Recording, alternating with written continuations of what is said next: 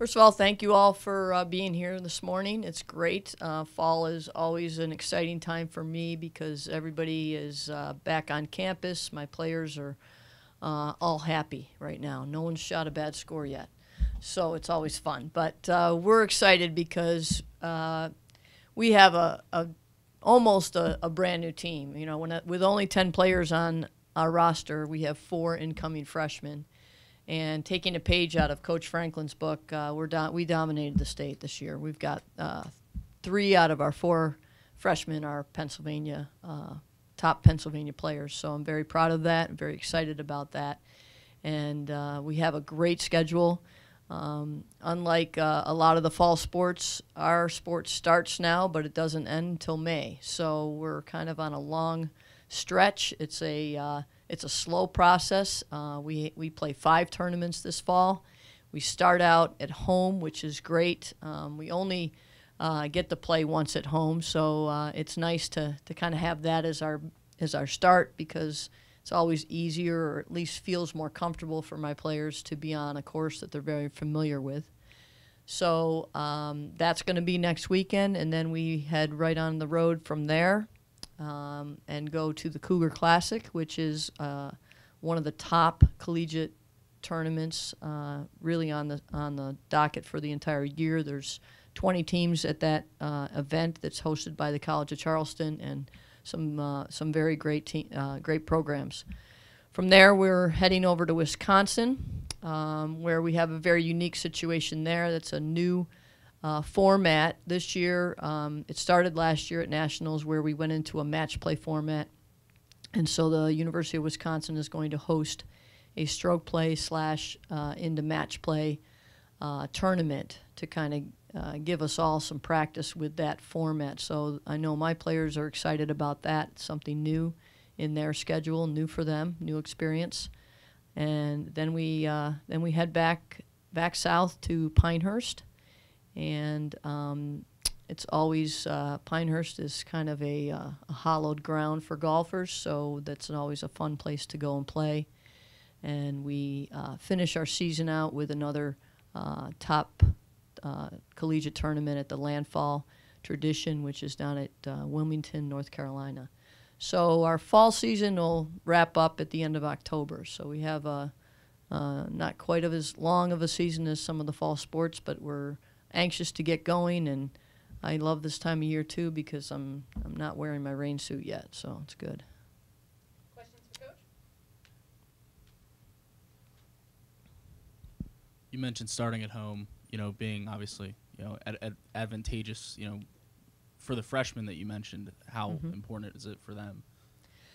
Well, it's having such a large part of my freshman class from Pennsylvania, they're very familiar with the Penn State course because we have hosted over the years many junior tournaments, and so they've all played the golf course. It's not like they just get here and they've got a couple practice rounds and then they got to get going. So they're all excited about that and the fact that they get to start that first tournament, get their feet wet. The other thing that happens at our home event, which is nice, is everyone on the team gets to play and participate, whether they're on the starting team, the starting 5, or whether they're playing as individuals. That doesn't happen throughout the year. We only travel with, most often, just the starting 5 and maybe 1 individual. So it's great, I think, for our freshmen. It's great even for our upperclassmen to kind of get themselves started on the home course.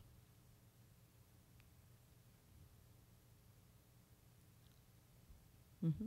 Go ahead. Does it disappoint you that you only have the one home match, that you're not on your course more, especially in the spring? It's unfortunate that that's how it is. It's not out of design by me or the university. It's by the sport itself. There are many schools that have a golf program that never host a home event. They either don't have a home golf course or a place to do that. So it's just the nature of our sport that you're only at home once. So that is difficult because what happens, it's hard for people to get out and get to know your players or get out and see you as often. But I will tell you that if you come around Saturday, on September 5th, we're playing golf from sun up to sundown because we're playing 36 holes on the first day of the event, which isn't unusual either. There's a lot of collegiate tournaments that do that. It just saves you one day out of missing classes. So, yeah, I would love to be home more. We used to host a fall and a spring, and that was a ton. That was a lot. And I stopped hosting the spring when we were taking drops from the snow in the bunkers in April. So I said, no, we're not doing that anymore. So fall is a great time of year to have our tournament. And when we have our tournament, there's anywhere from 10 to 15 schools, visiting schools. This year's a little smaller because we had to host a little bit earlier than we typically do, and there's some programs that are not even getting started yet because their school hasn't started, so they weren't able to come this year. But we do have 8 visiting teams, and we're looking forward to hosting and having a great weekend.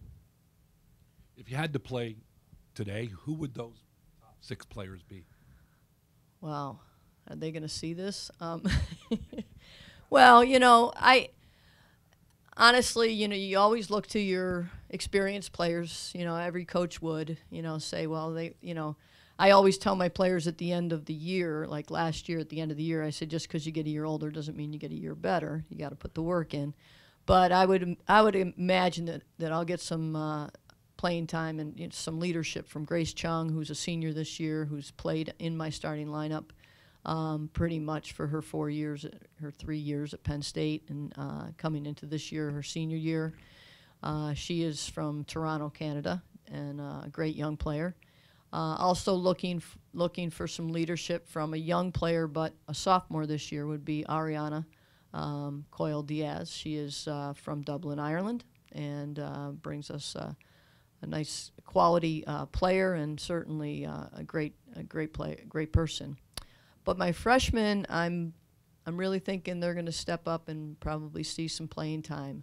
Jackie Rogowitz, who is from outside the Philadelphia area, she is an outstanding player, one of the best players in Pennsylvania. I know that many coaches out on the recruiting trail, always congratulated me that I got her to stay in state because everybody was recruiting her. So I think you're going to see some things from Jackie. She's, we don't usually, I can't think of her high school name because we never deal with high school in golf. We always, it's always junior tournaments. It's never Lauren Waller, who's from Pittsburgh, is also a top player in Pennsylvania, dominates the west side of the state. And so I think we're going to see some playing time from her as well. Hallie Morrell is a transfer. She last year was her first year, but this year she's a senior, and I think she'll certainly bring some experience to the team and help us out. So.